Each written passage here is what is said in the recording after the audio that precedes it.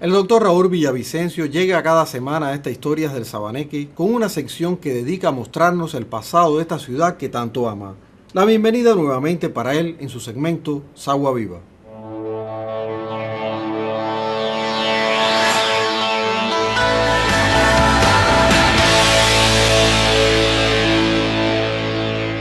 Con el saludo, los invito de nuevo a recrear la historia de las figuras célebres de este pueblo.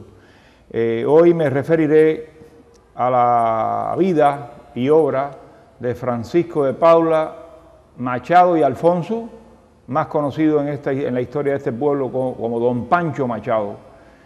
Otra figura que casi es ya otro desconocido más que es necesario sacar a relucir.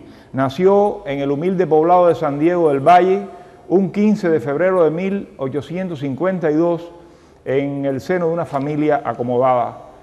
A los 17 años ya se encontraba viviendo en el poblado de Sitio Grande, donde había creado por iniciativa propia una escuela pública, una escuela privada de enseñanza primaria por su iniciativa personal, lo que marcaría, aunque no estudió pedagogía posteriormente, pero definiría después en el futuro su amor por el beneficio que podía prestar a la niñez y a la cultura del pueblo de Sagua la Grande. Estudió una carrera comercial en los Estados Unidos y a su regreso cumplió su trabajo para diversas compañías privadas acá en el territorio, aproximadamente en la segunda mitad del siglo XIX. Trabajó en compañías económicas fuertes del territorio. Durante la guerra no participó en la guerra 95, aunque aportó dinero de su peculio personal, no se incorporó a la guerra. Lo que hizo fue, durante la guerra 95, refugiarse en Los Cayos, en Cayo Cristo específicamente, donde se dedicó a producir carbón vegetal junto a su esposa. Vivió en la callería en condiciones extremadamente difíciles y dedicó ese periodo a producir carbón. En el año 97, 1897, ya está en Sagua la Grande de nuevo, se incorpora al ayuntamiento municipal y en 1898 es elegido alcalde por sustitución reglamentaria de Alfer, que había tenido que abandonar la alcaldía, en el momento en que Sagua sufría los horrores de la reconcentración de Weyler y atravesaba una penosa situación económica a la ciudad.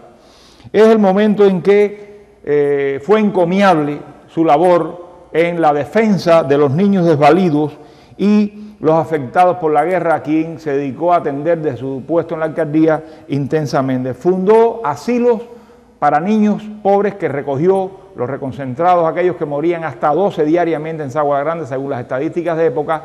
Él comenzó a recoger los niños desvalidos, reconcentrados, y a internarlos en asilos que creó para ellos, donde los alimentó y les procuró atención médica.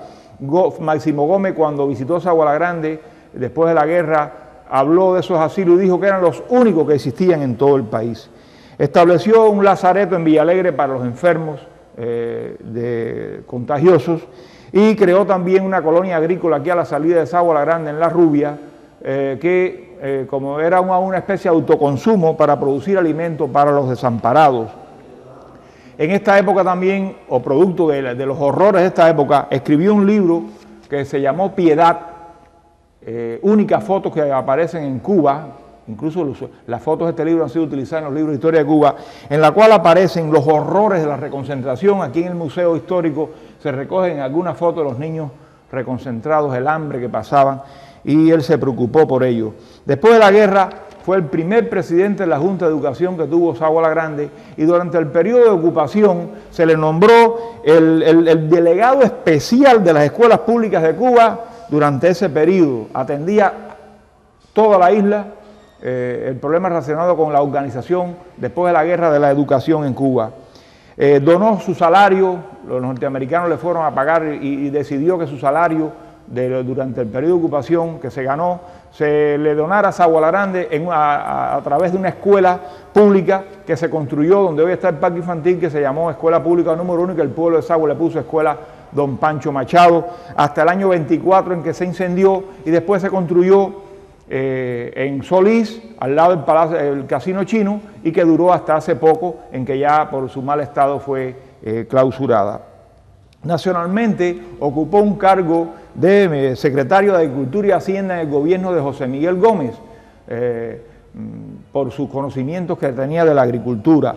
Su casa en Luz Caballero, hoy derrumbada, como él fue también agente del Banco Español de la isla de Cuba, esa casa también fugió de banco y él la vivió durante mucho tiempo. En los primeros años de la independencia, su casa recibió a altas figuras que visitaban Sagua La Grande, y su casa sirvió para eso, para recibir esas visitas. Fue además traductor literario porque tenía un alto dominio del inglés. Era un excelente orador, cuentista de una fértil imaginación, autor de folletos y memorias históricas que también quedaron para siempre en la historia de Sagua y que son fuente de conocimiento que podemos llegar allí a consultar. Ocupó numerosos cargos más. Fue hasta jefe de bomberos y dirigió incontables alto dignatario masónico en la logia de Sagua La Grande. Fue una figura célebre. Fallece aquí en nuestro pueblo un día 2 de abril de 1942 a la edad de 90 años. Fue un anciano de una vida fértil, con una vida que produjo mucho por Sagua La Grande y que es necesario también mantenerlo en el recuerdo para siempre. Los espero, como de costumbre, el próximo viernes para otra sección en la cual hablaremos de otra figura importante de nuestra historia local. Hasta entonces.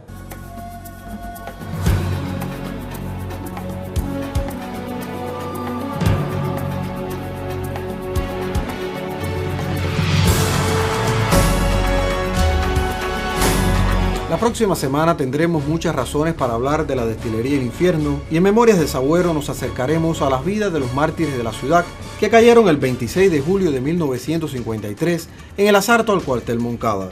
Hasta el próximo fin de semana, en el que estaremos con nuevas historias del Sabaneque.